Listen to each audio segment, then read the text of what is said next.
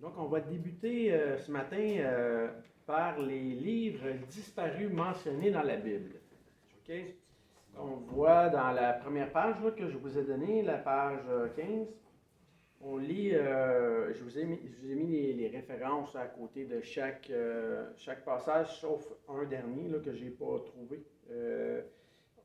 Donc, il y a le livre de l'Alliance qu'on voit dans le livre d'Exode, chapitre 24, 7.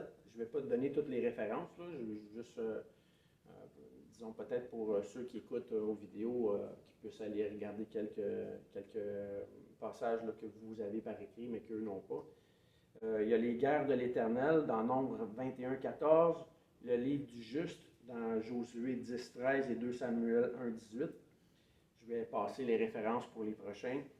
Le livre des actes de Salomon, le livre des actes des rois de Juda, le livre des actes des rois d'Israël, le livre de Samuel le voyant, de Nathan le prophète, de Gad le prophète, la prophétie d'Icaïe de Silo, les révélations de Iddo le prophète, les livres de Sheméla, d'Iddo le prophète, les mémoires de Jéhu, le livre d'Osaïe, le livre d'Énoch.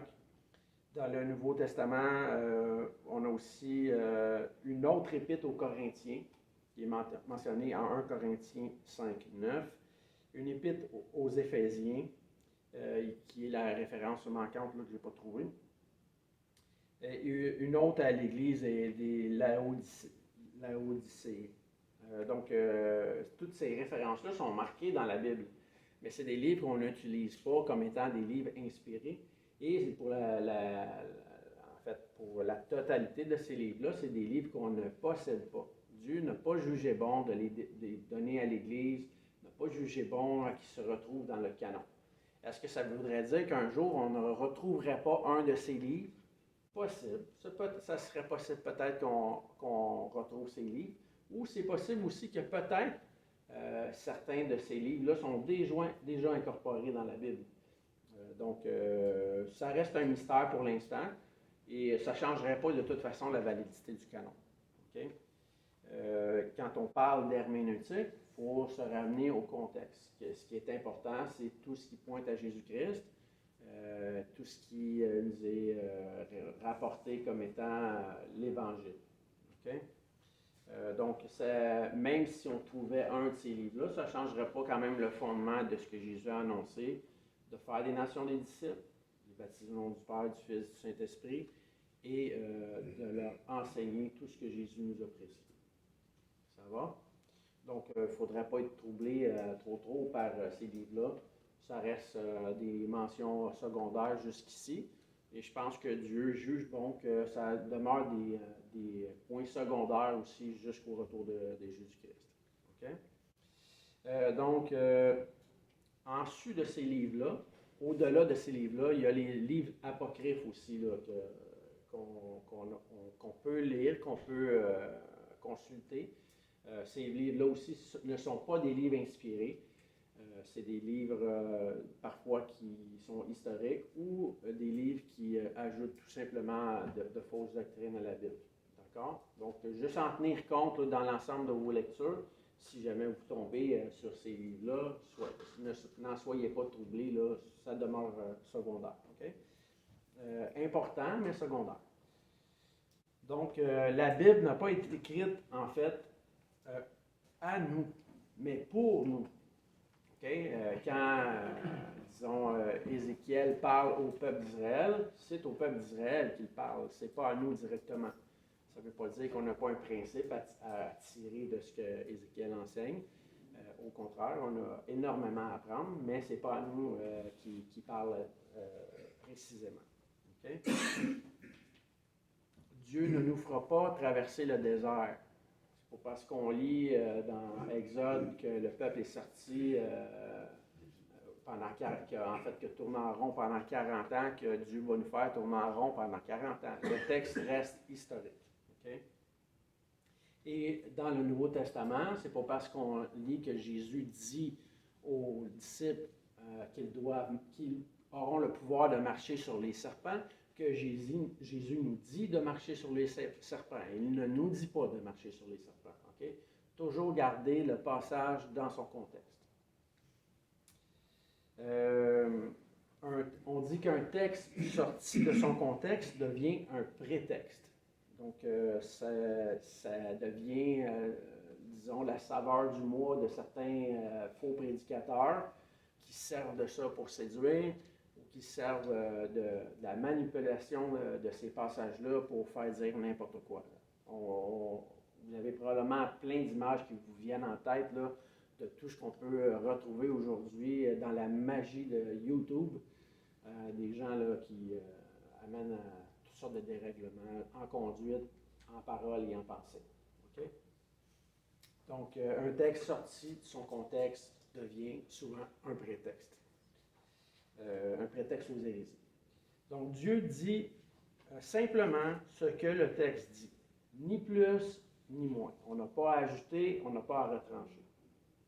Dieu ne parle pas au-delà du texte, ni même le Saint-Esprit. Il y a beaucoup de gens qui prétendent à des révélations. Ah, Dieu m'a dit ci, mais c'est drôle, il dirait ça à une personne en particulier, mais il ne le dirait pas à son frère à côté.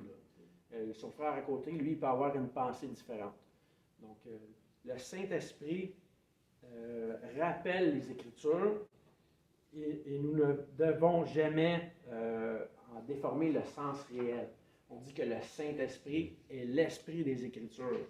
Donc, référons-nous aux Écritures, c'est là que le Saint-Esprit parle. On n'a pas à les ajouter.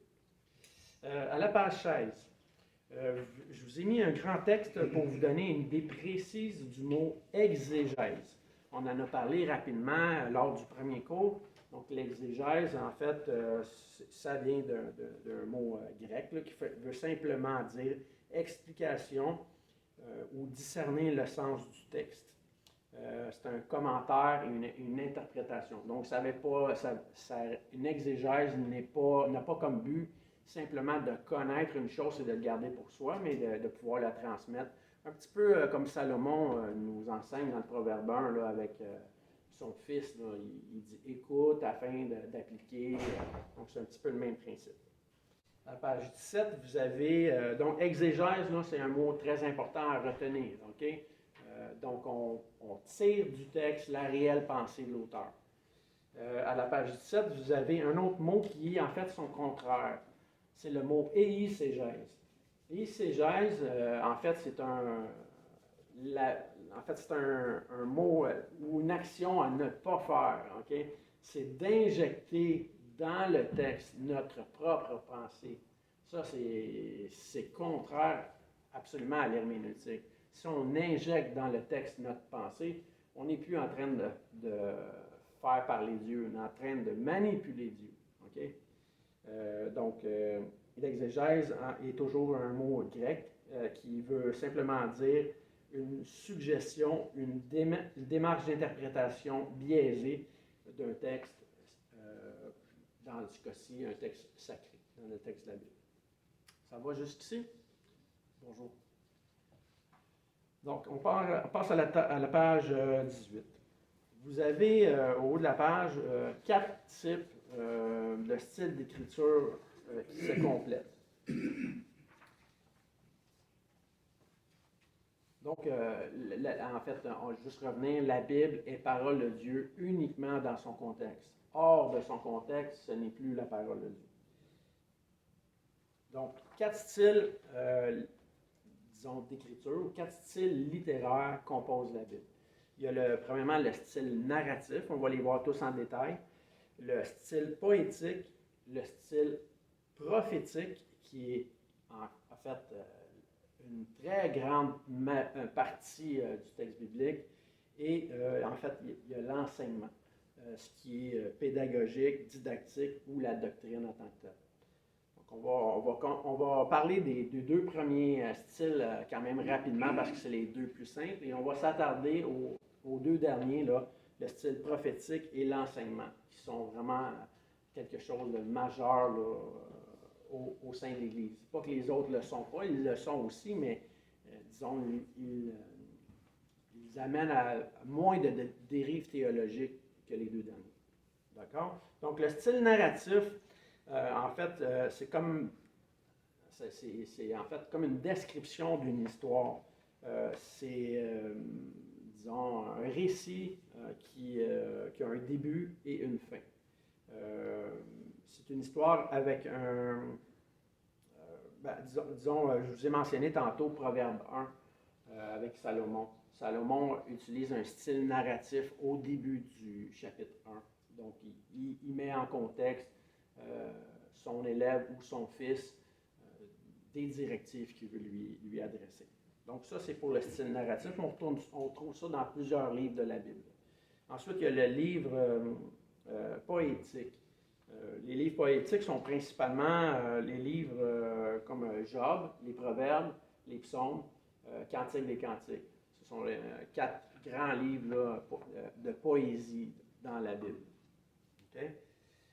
Dans les livres poétiques, je vous ai donné des exemples aussi là, avec Proverbes 2, 16 à 19. Ça dit « Pour te délivrer de la femme étrangère, de l'étrangère qui emploie des paroles doucereuses. » Si on ne comprend pas ce qui est en train d'être dit ici dans le passage de Proverbe 2, on peut se référer à d'autres proverbes qui nous décrivent qu'est-ce qu'est la femme doucereuse. Donc, on n'invente pas une version à nous de qu'est-ce qu'est la femme doucereuse. Le texte le définit en tant que tel. Okay? Même si c'est de la poésie, on est capable de voir qu'est-ce que le texte enseigne. Les textes, disons, poétiques, dans un terme technique, c'est ce qu'on appelle aussi les livres sapientaux. Juste à titre informatif comme ça. Okay? Et dans les livres poétiques, il y a une particularité qui se retrouve, c'est ce qu'on appelle l'acrostiche. L'acrostiche en français ne dit pas grand-chose, mais dans l'hébreu, entre autres, c'est quelque chose qui est majeur. L'acrostiche va utiliser souvent la première lettre de l'alphabet pour débuter une phrase.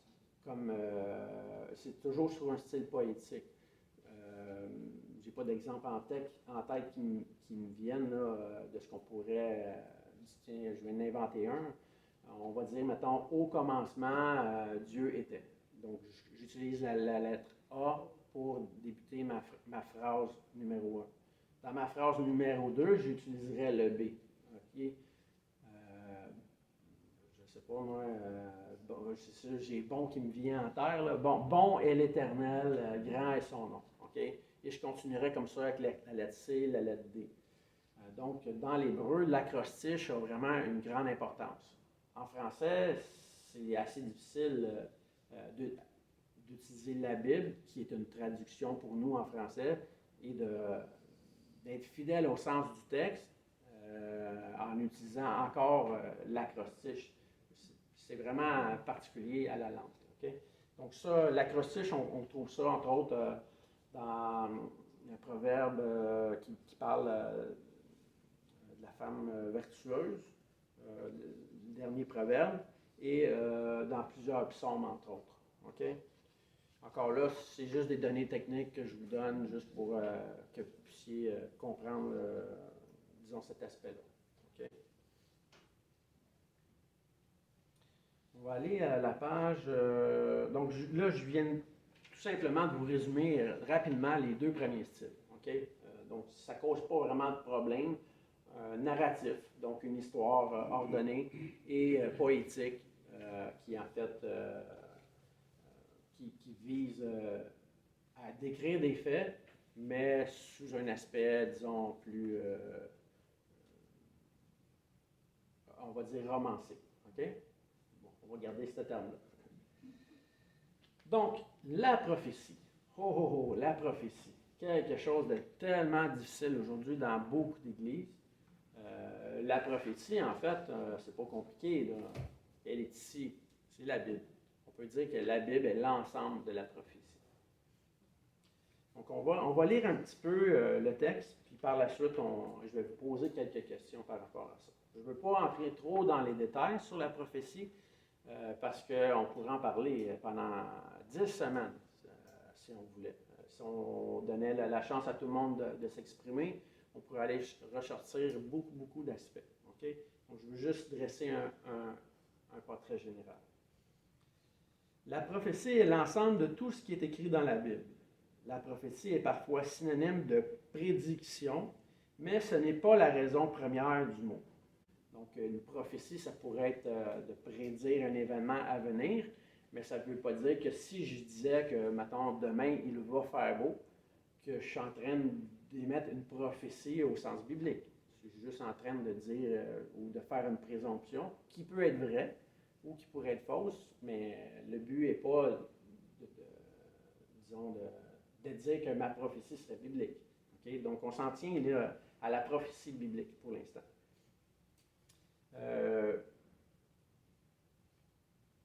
Quand on lit un texte prophétique, une chose qu'on doit se rappeler, c'est de quoi et de qui parle l'auteur. Se rappeler qu'est-ce que Dieu veut que je puisse apprendre de ses leçons. Je vous ai parlé tantôt d'Ézéchiel, qui parle à Israël. Il ne parle pas à Dominique Blouin, là, il parle à Israël. Donc, qu'est-ce que je lis du texte qui s'adresse à Israël et que je peux retirer du texte? C'est ça le but premier de la prophétie, de pouvoir m'enseigner. Okay? Le but, comme je dis, de la prophétie n'est pas de prédire l'avenir. Elle peut parfois en faire mention, mais c'est rarement le cas, en tout cas dans la Bible. Ce qui est prophétique, en fait, aujourd'hui, cause énormément de déroute dans les églises. Okay? Donc, si on se limite au texte, on n'a pas la déroute là, de plusieurs mouvements. Il faut faire la distinction de prophétie et de prophète. La Bible parle des faux prophètes. Est-ce que les faux prophètes émettent des prophéties? Oui. Selon vous? Oui, mais c'est pas vrai. Oui, c'est vrai, ils émettent ce qu'eux prétendent être des prophéties, mais c'est pas vrai. Donc, c'est pas des prophéties au sens biblique. Paul dit que tous doivent prophétiser aux Corinthiens. Est-ce que tous ceux qui prophétisent sont des prophètes? C'est embêtant, hein? C'est embêtant. Hein? La prophétie, c'est la parole de Dieu. Okay? C'est ce qui édifie, ce qui fortifie. Le fait de citer la Bible ne fait pas de moi un prophète.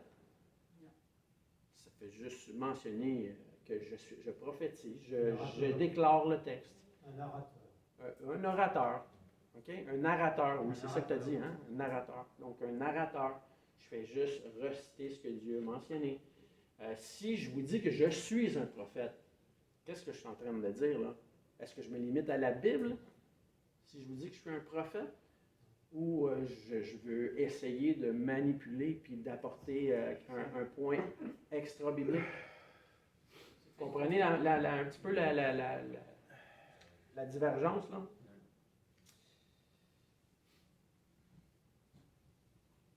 Donc, la prophétie ne fait pas de moi un prophète.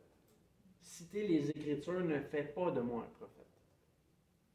En fait, les chrétiens aujourd'hui sont des annonciateurs de la prophétie, déjà consignée. Okay? Ils n'ajoutent pas aux Écritures. Ils se limitent à ce que Dieu a déjà enseigné. Personne ne peut ajouter à la Bible ce qu'on dirait être une prophétie. Que ce soit par songe, vision ou quelque façon que ce soit, ce qui est inspiré, c'est ici. D'accord? Ça va? Tout le monde croit que c'est ici l'inspiration? Oui, ok. Oui. Le livre de Mormon, c'est pas bon. C'est une question ou c'est un fait? Non, c'est une question, je peux répondre. Le livre de Mormon n'est pas bon? Ben, moi, je pense que c'est un excellent livre. Mais pour allumer un feu.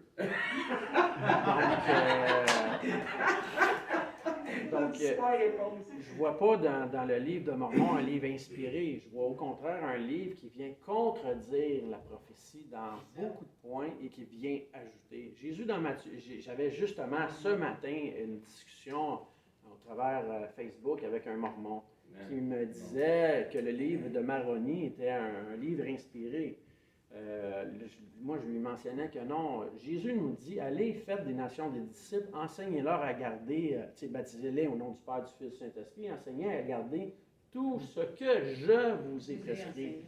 Maroni n'est pas en train d'enseigner ce que Jésus a prescrit, il est en train d'enseigner au-delà de ce que Jésus a prescrit, avec de l'encre invisible écrite sur un papier, avec des lunettes magiques que seul Joseph Smith pouvait utiliser pour lire.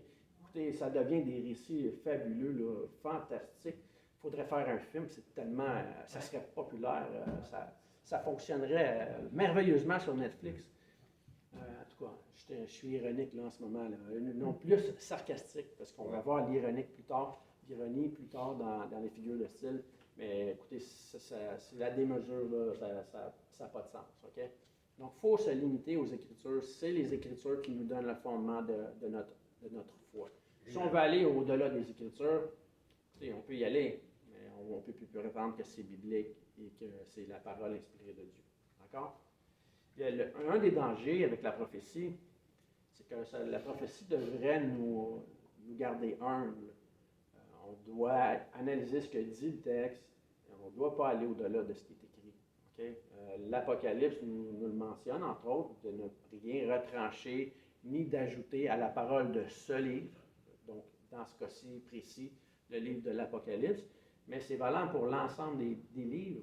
Jamais j'irai retrancher une parole de Jésus. Jamais j'irai non plus ajouter une parole à ce que Jésus a dit. J'aurais le lot là, de devoir porter l'outrage de vouloir modifier la parole de Dieu. Oui, frère. Oui, est-ce qu'on pourrait faire une différence entre évangéliser et prophétiser? S'il y a une différence entre évangéliser et prophétiser, je dirais que oui et non. Dans le sens que, en évangélisant, en se tenant à ce que la parole de Dieu dit, on est pratiquement en train de prophétiser. Oui, absolument.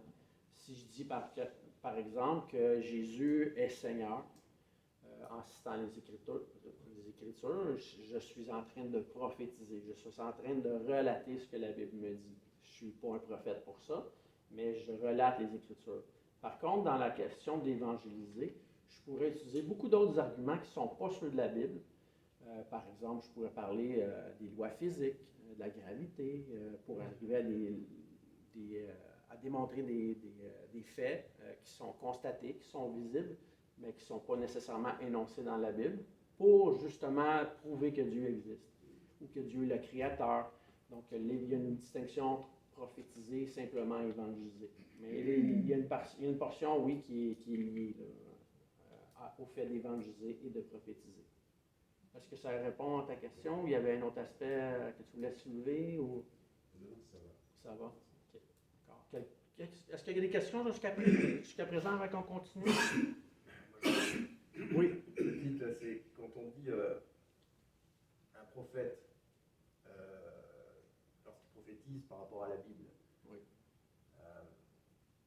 Moi, souvent, je dis il n'y a rien de nouveau sous le soleil, là, comme dit Jésus. Et bien souvent, on voit des paraboles de nos vies que l'on retrouve dans la Bible. Si on la connaît suffisamment, qu'on a assez lu en profondeur, on reconnaît des similitudes face à des situations que l'on côtoie autour de nous, des gens.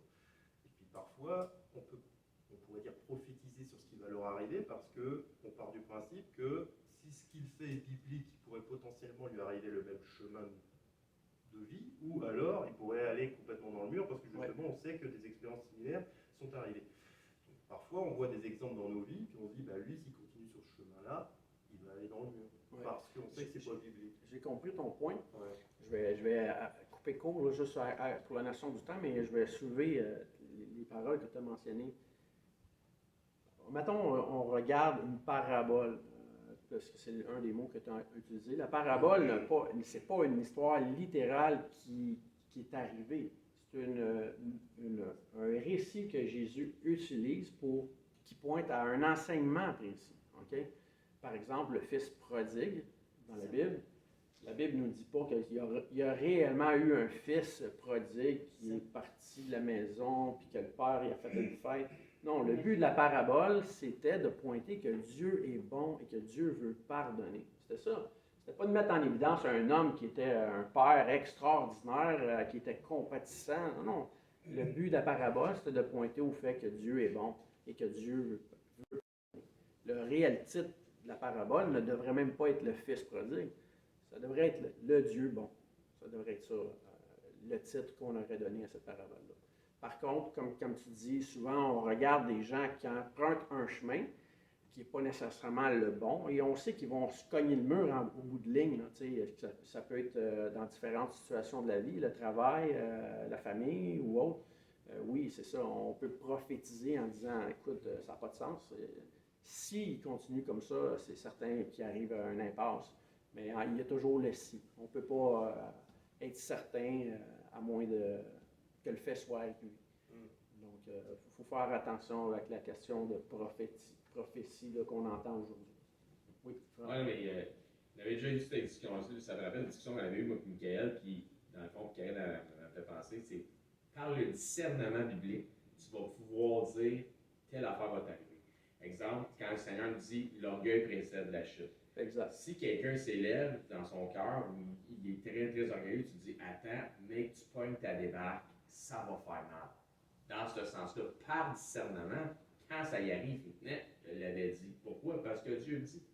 Tu sonnes comme un prophète parce que tu as juste suivi la tendance de ce que Dieu dit dans la Bible pour dire, à cause du chemin que tu empruntes, c'est ça qui va t'arriver.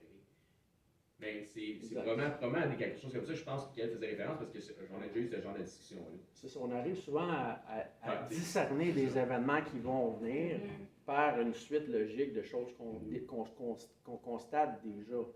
Si par exemple, là, je vais vous parler de mondialisation dans le contexte actuel de ce qu'on lit. C'est pas la première fois de l'histoire de l'homme qu'il y a un contexte de mondialisation. On le voit dans la Bible, il y avait ça déjà sous Nimrod.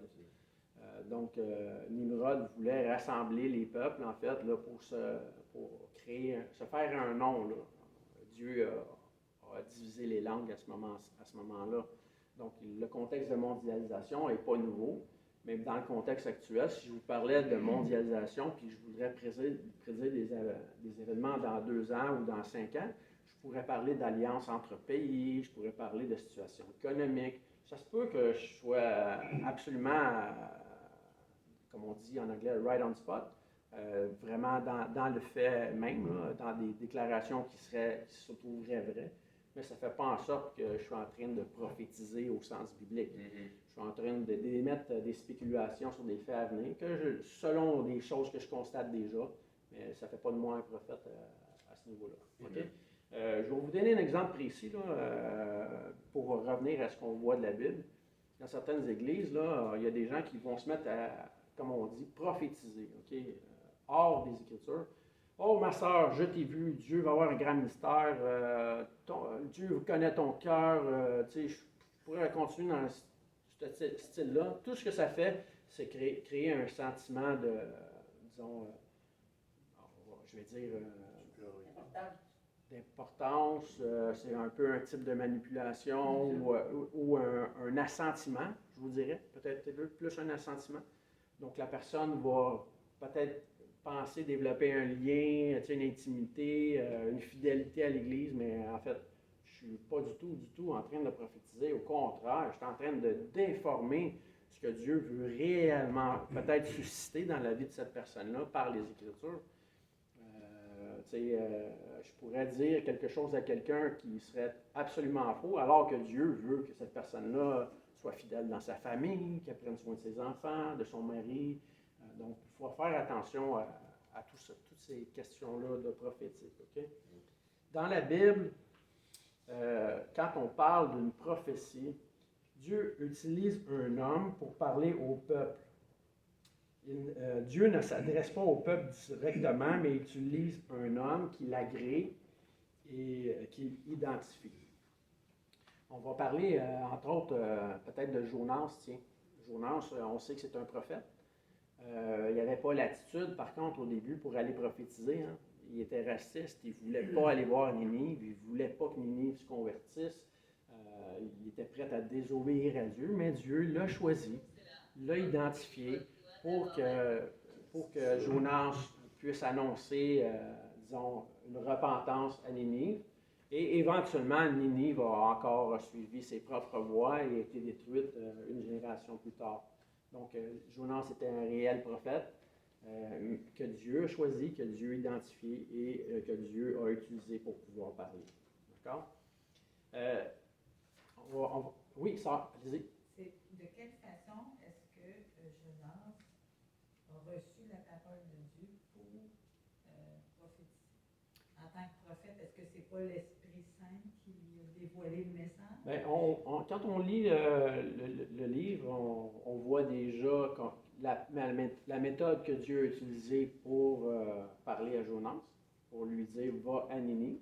Okay? À cette époque-là, est-ce qu'il a entendu une voix audible du ciel? C'est possible.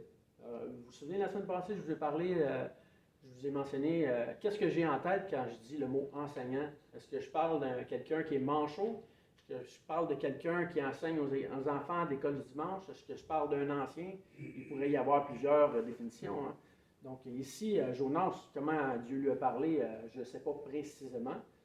Dans la logique de l'époque, est-ce que c'était dans la prière? Est-ce que c'était une voix audible du ciel? Est-ce que je ne sais pas, mais on sait que Dieu lui a parlé. Jonas est allé à Ninive. Il a annoncé le message de repentance. Le peuple s'est repenti, le peuple s'est converti. Donc, on voit que l'action que Dieu voulait susciter est arrivée. Et même les gens sur le bateau avec Jonas ont aussi dit, écoute Jonas, il y a le Dieu que tu sers, là, je pense qu'il y a un petit problème avec toi. Là. Donc, ce qui confirme le prophète, c'est la réalisation de ses paroles. Oui, exactement. Si Jonas avait parlé à Ninive et que en fait, Jonas allait là simplement pour annoncer la repentance. Le but de ce que Dieu voulait susciter, c'est que le peuple se repente réellement. Mais si le peuple ne s'était pas repenti, les paroles de Jonas auraient été quand même vraies. Ce que Jonas annonçait, c'était la repentance. Vous comprenez? Ce n'est pas Dieu qui est défaillant là-dedans si Ninive ne se repent pas. C'est le peuple. Dieu, lui, est bon et il veut la repentance. Okay? La même chose dans nos vies. Est-ce que Dieu est bon envers nous? Absolument. Si on n'obéit pas, qui est fautif? Est-ce que c'est Dieu ou c'est nous? Donc, ça reste nous. Si on regarde l'Épître aux Corinthiens, les Corinthiens sont désobéissants. Paul les appelle des saints, malgré qu'ils sont charnels. Donc, le problème n'était pas du fait que Paul énonçait la vérité. Le problème était du fait que les Corinthiens ne voulaient pas vivre à ce moment-là une vie encore mature. Okay? Paul dit même qu'il n'a pas pu leur donner autre chose que du lait. Il a dû rester à des éléments de base avec eux parce qu'il n'avait pas encore la maturité. Puis on voit dans l'ensemble de son épître les raisons pour lesquelles il écrit. Ça va, ma soeur? Ça va pour ça? Selon vous, à la fin de la page 20, j'ai une petite question quiz. Quelle est la distinction entre prophète et prêtre, selon vous? Quelle est la distinction dans la Bible entre prophète et prêtre, ou grand prêtre, disons? Quelqu'un aurait une réponse? Un prophète n'est pas nécessairement dans le sacerdoce, Okay. mais le sacrificateur il est dans le sacerdoce, ça ne fait pas de lui qui ne peut pas être un prophète. OK. C'est une bonne définition. Je donnerais peut-être une définition encore plus simple. Le prophète parle de Dieu aux hommes. Le prêtre parle aux hommes de Dieu. OK? Si on ne veut pas se tromper, là, cette réponse-là simplifie énormément les choses. Le prêtre parle aux hommes de Dieu. Le prophète parle de Dieu aux hommes. Okay? Fait que c'est normal que les prophètes n'aient pas été bien appréciés parce que c'est pas facile de changer, c'est pas facile de se réformer, de se corriger. Même souvent, l'homme est entêté et l'homme ne veut pas croire. Okay? Donc, c'est un petit peu une différence entre ce qu'on voit là, à ce niveau-là dans les Écritures. Est-ce que Jésus était un prêtre ou un prophète? Les deux. Un prêtre ou un prophète? Je dirais les deux. Les deux? Au sens humain, on peut dire que oui, il était les deux, mais ce serait très réducteur de sa personne. Ouais. Jésus était Dieu. Okay? Il était plus qu'un prophète. Il était plus qu'un grand prêtre. Il est le souverain sacrificateur des sacrificateurs. Okay? Donc, Quand l'islam, entre autres, nous parle que Jésus est un prophète, ils sont complètement dans l'erreur. Jésus n'est pas un prophète, il est Dieu, il est le Fils incarné, l'image visible du Dieu invisible. OK? Donc, il ne faut pas penser que parce qu'on dirait que Jésus prophétise ou qu'il annonce ce qui est vrai, qu'il est simplement un prophète. Il est beaucoup plus que ça. OK? Ça va pour tout le monde, ça, c'est clair? Amen. Amen, tout le monde? Excellent. Yes. Excellent. On continue. Je vous ai donné plusieurs autres citations là, dans les notes. Je vais vous inviter à les lire à la maison. C'est des citations importantes. Puis je vous demanderai, comme devoir, disons, de les lire là, au niveau de la prophétie. Ça simplifierait peut-être un petit peu la compréhension de tous sur ce sujet-là. Puis ça vous aiderait peut-être à dresser un portrait encore plus juste et plus précis de qu'est-ce qu'est la prophétie. Donc, Dieu n'est pas un prophète. Il est plus que ça. Je vous ai mentionné tantôt que Paul dit à tous dans 1 Corinthiens 14 de prophétiser. 14 ou 12, attendez un petit peu, je vais retrouver la référence. 12. Je suis moi-même en erreur. Dans 1 Corinthiens 12, 7, un des points importants sur la prophétie, c'est que Paul dit que la prophétie doit viser le bien commun de toute l'assemblée. Pour ce que la prophétie est en elle-même. De même que tous les dons dont parle Paul du chapitre 12 au chapitre 14. Donc aujourd'hui, quand on parle de prophétie dans beaucoup d'églises, on fait référence aux dons de l'esprit et on déforme en fait la pensée de Paul sur le sujet précis de la prophétie.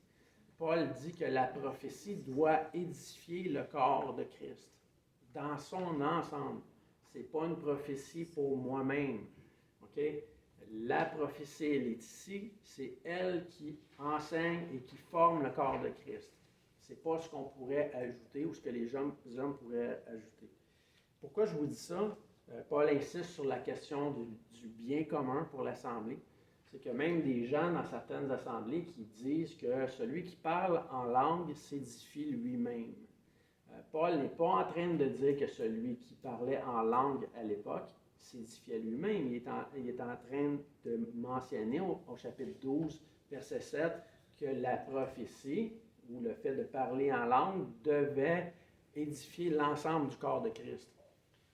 Donc, si je prétends que la prophétie en fait, de parler en langue m'édifie moi-même, je suis en train de nier ce que Paul essaie d'enseigner ici. C'est technique, là, mais tout ce qui doit être fait dans l'Église doit édifier le corps dans son ensemble. Okay? Et on aura la chance d'y revenir sur le passage en 1 Corinthiens 14 sur la question de s'édifier soi-même ou même sur la question des langues.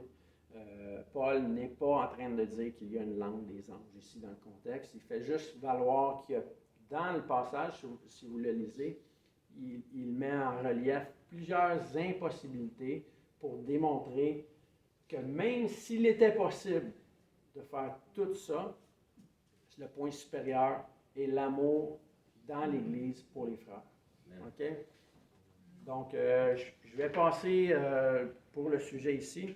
J'ai soulevé ces points-là parce que je trouvais que c'était des points importants à voir en préambule là, pour bien comprendre le sujet de la prophétie.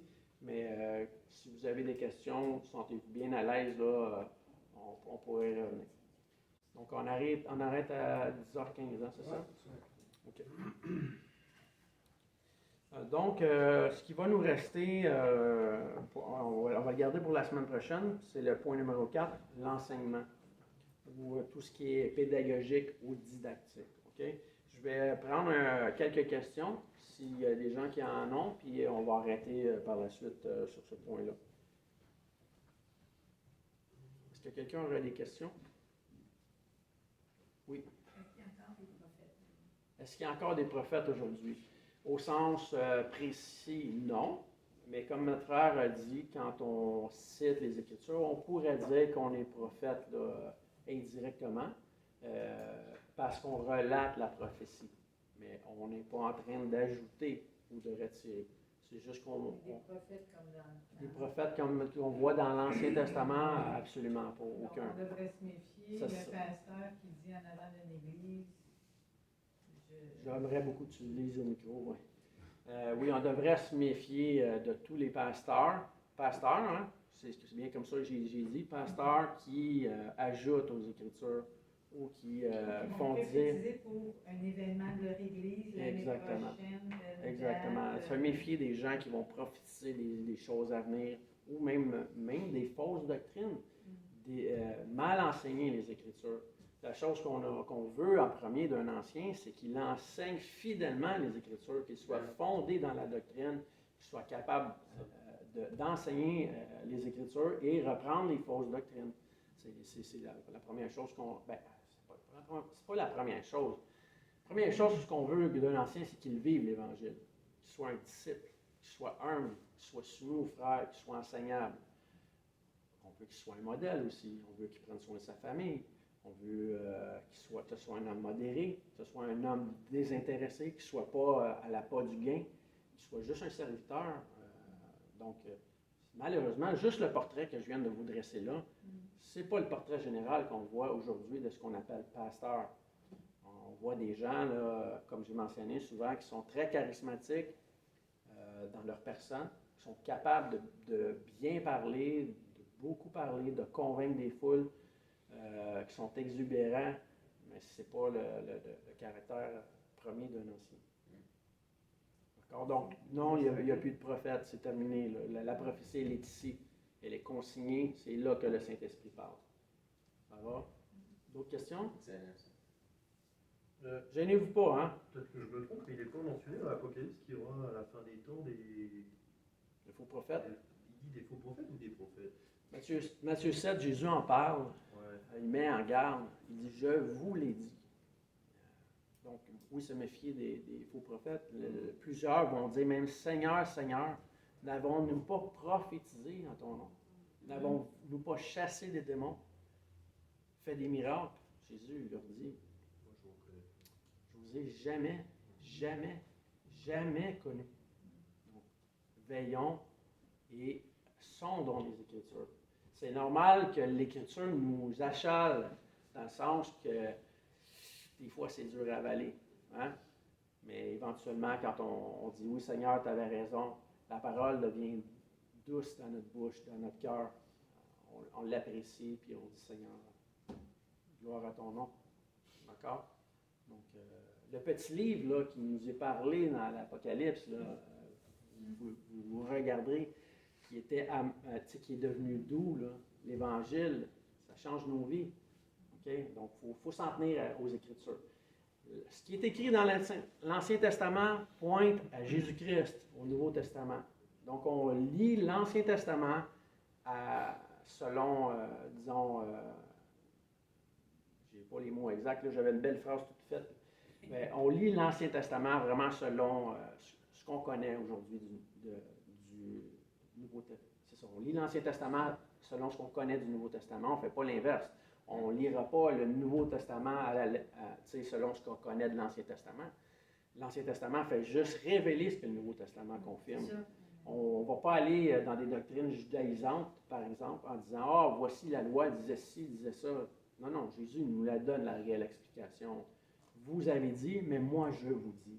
Donc, on reste à ce que Jésus nous a enseigné. C'était ça le réellement fondement de la loi. Okay? D'arriver à la loi de Christ, la loi qui menait à aimer, à faire le bien, à honorer Dieu, tout son cœur, toute sa force, toute sa pensée, à aimer son prochain comme soi-même. C'est pas compliqué, là. C'est quand même assez simple. Beaucoup de gens compliquent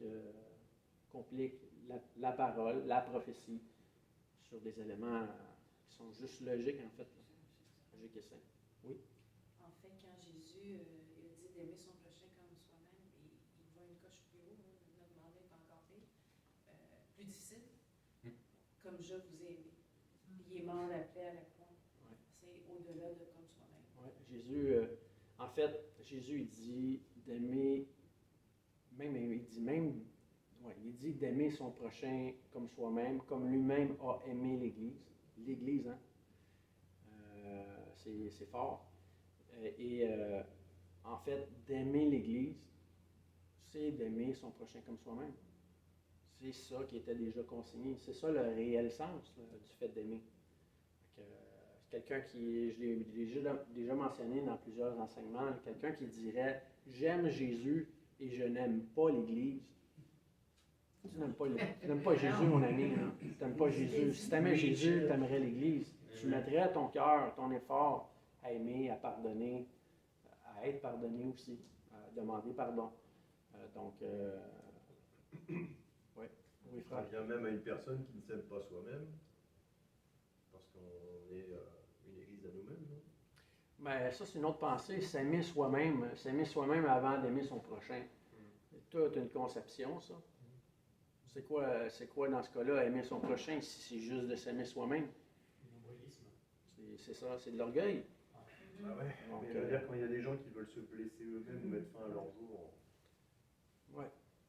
En fait, ces gens-là souffrent beaucoup. Il faut avoir compassion d'eux, mais il ne faut pas approuver leur message. Là. Il y a de l'espoir en Jésus-Christ quand on vit la foi. Quand on ne la vit pas, mais c'est sûr qu'on ne voit pas cet espoir-là, souvent. Oui. Souvent, les gens n'aimeront pas l'Église parce qu'ils n'ont pas aimé une assemblée particulière, puis là, ils vont mettre une étiquette sur toutes les églises en tant que bâtiment. Oui. C'est sûr, nous autres, quand on parle d'Église, on parle du corps de Christ. C'est ça. C'est une autre dimension. Là. Eux autres, souvent, vont dire « j'aime pas l'Église parce que j'aime pas les cultes religieux qui vont parler des œuvres. » Ça devient des prétextes, hein? C'est ça. Ça devient des prétextes. Souvent, les gens vont utiliser ce qu'ils n'aiment pas pour discréditer ce qui est vrai. Donc, pour se justifier. L'homme est comme ça. L'homme est comme ça. Non, Seigneur, Adam a dit à Dieu, c'est la femme que tu m'as donnée qui est coupable. Pas moi, c'est la femme que tu m'as donnée. L'homme veut toujours se blâmer avec autre chose. Il ne veut pas regarder son cœur. Il a même blâmé Dieu. C'est la femme que tu m'as donnée. C'est comme, voyons, Seigneur, ça n'a pas de sens. Okay? Donc, limitons-nous aux Écritures. On en sera d'autant plus heureux. D'accord? Donc, la semaine prochaine, là, je vous le dis, ne manquez pas. Le prochain cours, ça va être du bonbon. Il nous reste seulement un style d'écriture disons, à parler.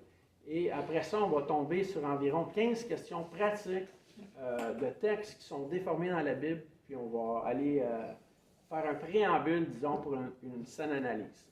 D'accord? Merci. Donc, que Dieu vous bénisse et merci à chacun de votre présence. Merci. Merci beaucoup. Excellent.